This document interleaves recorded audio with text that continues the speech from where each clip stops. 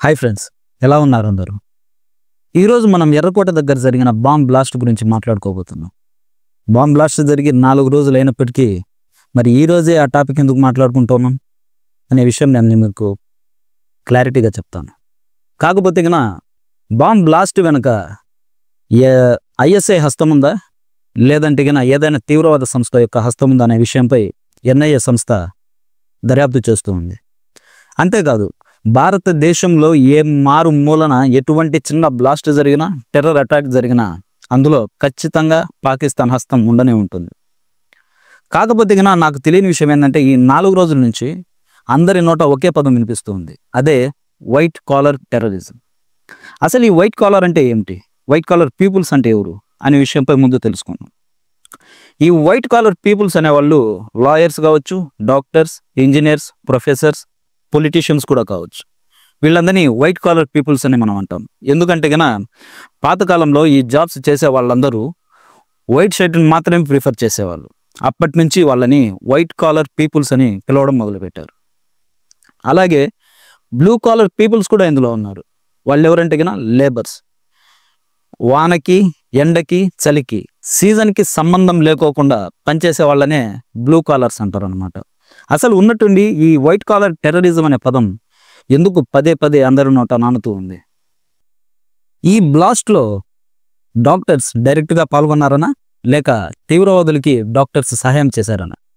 అసలు ఇంతవరకు జరిగిన టెర్రర్ అటాక్లో ఈ వైట్ కాలర్ పీపుల్స్ది ఎటువంటి సహాయం లేదంటారా అని మీరు నమ్ముతున్నారా? అయితే let's get into our channel talk with Naresh.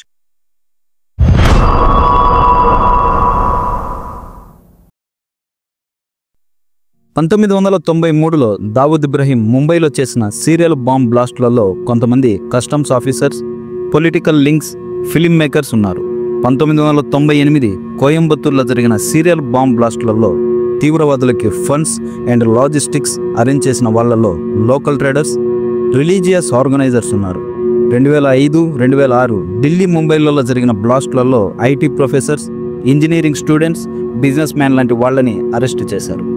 హైదరాబాద్లో ఒక సాఫ్ట్వేర్ ఇంజనీర్ టెర్రర్ ఫైనాన్స్ కేసులో అరెస్ట్ అయ్యాడు.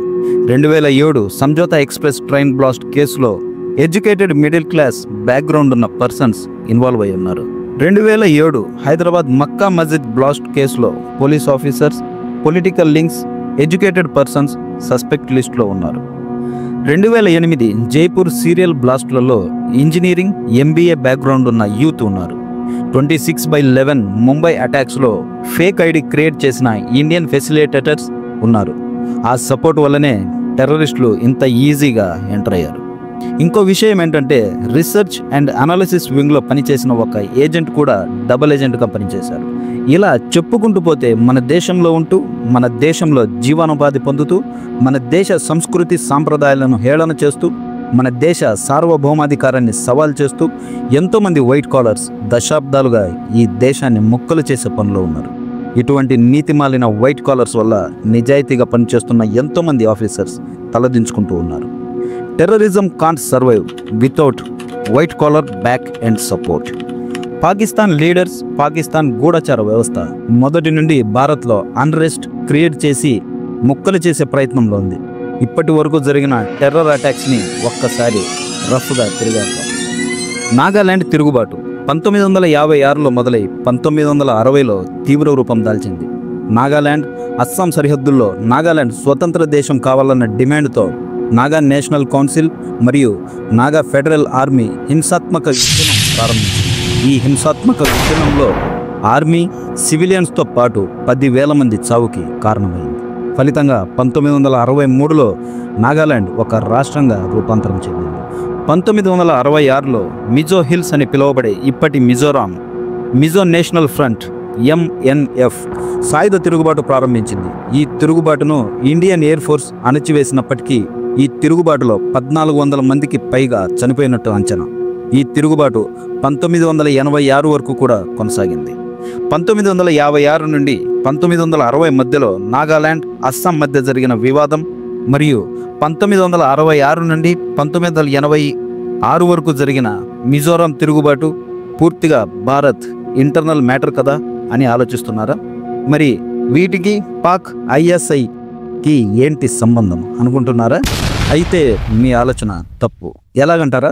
1956లో పూర్తిగా లోకల్ గిరిజనులు బ్రిటిష్ యుగం నాటి స్వయం ప్రతిపత్తి చారిత్రక మనోవేదనతో మాత్రమే మొదలైన నాగాలాండ్ వివాదం 1960లలో పాక్ ఐఎస్ఐ టేక్ ఓవర్ చేసింది. ఫలితంగా అక్కడున్న నాగా అండర్ గ్రౌండ్ లీడర్స్కి అప్పటి ఈస్ట్ పాకిస్తాన్ అంటే ఇప్పటి బంగ్లాదేశ్లో మిలిటరీ ట్రైనింగ్ ఇచ్చి ఆయుధాలను సమకూర్చింది. ఇది లిమిటెడ్ సపోర్ట్ మాత్రమే. కానీ 1966లో మిజోరాంలో మొదలైన తిరుగుబాటులో మిలిటెంట్స్కి ఢాకా, చిట్గాంగ్ ఏరియాలలో ట్రైనింగ్ ఇచ్చి ఆర్మ్స్ సపోర్ట్ చేసింది ఐఎస్ఐ. ఇది లిమిటెడ్ సపోర్ట్ మాత్రమే కాదు, ఫుల్ స్కేల్ కంట్రోల్ కూడా. ఈ విషయంపై అప్పటి లోక్సభలో శ్రీ బిఆర్ భగత్, శ్రీ సురేంద్రనాథ్ ద్వివేది, శ్రీమతి జ్యోత్స్నా చాందా గారి మధ్య వాడివేడిగా డిబేట్ కూడా జరిగింది. అంతేకాదు అప్పటి minister of state BR Bhagat గారు దీన్ని ధృవీకరించారు కూడా. అలాగే నాగాలాండ్, మిజోరాంలతో పాటు త్రిపుర, మణిపూర్ అల్లర్లలో కూడా కొన్ని చోట్ల డైరెక్ట్గా, మరికొన్ని చోట్ల ఇండైరెక్ట్గా పాకిస్తాన్ ఐఎస్ఐ హస్తం ఉంది. అంతేకాదు 1979లో జర్నల్ సింగ్ భింద్రన్వాలా అనే ఖలిస్తాన్ ఎక్స్ట్రీమిస్ట్ని సపోర్ట్ చేయడం మొదలుపెట్టింది ISI. Babbar Khalsa, Khalistan commander force, international Sikh youth federation లాంటి తీవ్రవాద భావజాలున్న సంస్థలకి లాహోర్, ఫైసలాబాద్, ముల్తాన్లలో ట్రైనింగ్ ఇచ్చి ఆర్మ్స్తో పాటు ప్రొపగండా ప్రారంభించింది. వారికి పాకిస్తాన్ బార్డర్ నుండి లాహోర్, అమృత్సర్, సెయిల్కోట్ నుండి ఆయుధాలని తీసుకెళ్లే రూట్ని క్లియర్ చేసింది. అంతేకాదు 1981లో ఇండియన్ ఎయిర్లైన్స్ IC-423 ఫ్లైట్ 111 మంది ప్యాసింజర్స్, 6 మంది క్రూ సభ్యులతో ఢిల్లీ నుంచి అమృత్సర్కు బయలుదేరిన ఫ్లైట్ని దాల్ ఖాల్సా అనే రాడికల్ సంస్థలో పనిచేసే 5 మంది ఖలిస్తానీ సపోర్టర్స్తో ఫ్లైట్ని హైజాక్ చేయించి విమానాన్ని లాహోర్కి తిప్పించింది. భారతదేశం నుండి పంజాబ్ రాష్ట్రాన్ని విడదీసి ఖలిస్తాన్ ఏర్పాటు చేయాలని చూసింది. బట్ ఈ విషయంపై ఐఎస్ఐ ప్లాన్ వర్కౌట్ కాలేదు. అందువల్లే పాకిస్తాన్ దగ్గరుండి ప్యాసింజర్స్ని రిలీజ్ చేపించింది. పాకిస్తాన్ ఒక శాంతి కాముక దేశంగా కలరిచ్చింది. భింద్రన్వాలా అనే దేశద్రోహికి సపోర్ట్ చేసి దేశం కోసం ప్రాణత్యాగం చేసే సిక్కు సోదరులను విడదీసి రెచ్చగొట్టడంతో పంజాబ్లో 1983 నుండి 1984 వరకు బాంబింగ్స్, పోలీస్ మర్డర్స్, ట్రైన్స్లలో హిందువుల మీద మెరుపు దాడులు జరిగాయి. దాంతో 1984లో ఆపరేషన్ బ్లూ స్టార్ లాంచ్ చేసి భింద్రన్వాలాని, అతనికి సపోర్ట్ చేసిన లీడర్స్ని, మిలిటెంట్స్ని చంపేసింది భారత ప్రభుత్వం. దీనికి ప్రతీకారంగా 1984 అక్టోబర్ 31న ఇందిరాగాంధీ అసాసినేషన్ జరిగింది. దీని కారణంగా 1984 నుండి 1992 వరకు పంజాబ్లో అన్రెస్ట్ మొదలైంది. దీనివల్ల పోలీసులు, సామాన్య ప్రజలు, మిలిటెంట్స్తో కలిపి 20,000 మందికి పైగానే మరణించారు. అంతేకాదు ఈ ఐఎస్ఐ ప్లానింగ్ ఎలా ఉంటుందో ఇంకొద్దిగా లోతుగా వెళ్ళి చూద్దాం. 1947, 1948లో కాశ్మీర్ కోసం ప్రారంభమైన వార్లో ఎదురుగా నిలబడి భారత్ లాంటి దేశాన్ని ఏమి చేయలేమని అర్థం చేసుకున్న పాకిస్తాన్కి 1949లో యుఎన్ చేసిన సీజ్ ఫైర్ని అస్త్రంలా మార్చుకుంది. కాశ్మీర్ని 2 భాగాలుగా విభజించిన తర్వాత భారత్కి సంబంధించిన జమ్మూ కాశ్మీర్ వ్యాలీని టార్గెట్ చేసి పాకిస్తాన్ నుండి గిరిజనుల్ని ప్లాన్ చేసి కాశ్మీర్ వ్యాలీకి డిప్లాయ్ చేయడం మొదలుపెట్టింది. దీనికి కారణంగా బ్రాహ్మణుల విజ్ఞాన కేంద్రంగా పిలువబడిన కాశ్మీర్లో పండిట్ల ఊచకోత మొదలైంది. 1990 జనవరి 19న ఆ ఒక్క రాత్రిలో కాశ్మీర్ వ్యాలీ మంచుతో కాకుండా రక్తంతో కప్పబడింది. అఫీషియల్గా రికార్డ్స్లో 219 మంది పండిట్లు మాత్రమే చనిపోయారని ఉంది. కానీ అన్అఫీషియల్ ఓరల్ రికార్డ్స్ పరంగా 1000 మందికి పైగా పండిట్లు ఆ రాత్రి చంపబడ్డారని, 4.5 నుండి 5 లక్షల మంది తరతరాలుగా ఉంటున్న తమ సొంత ఊరిని, ఇంటిని వదిలి వెళ్ళిపోయారు. దీనికి కారణం పాకిస్తాన్ లాంటి తీవ్రవాద దేశానికి మన పక్కనే ఉన్న వైట్ కాలర్స్ హెల్ప్ చేయడమే.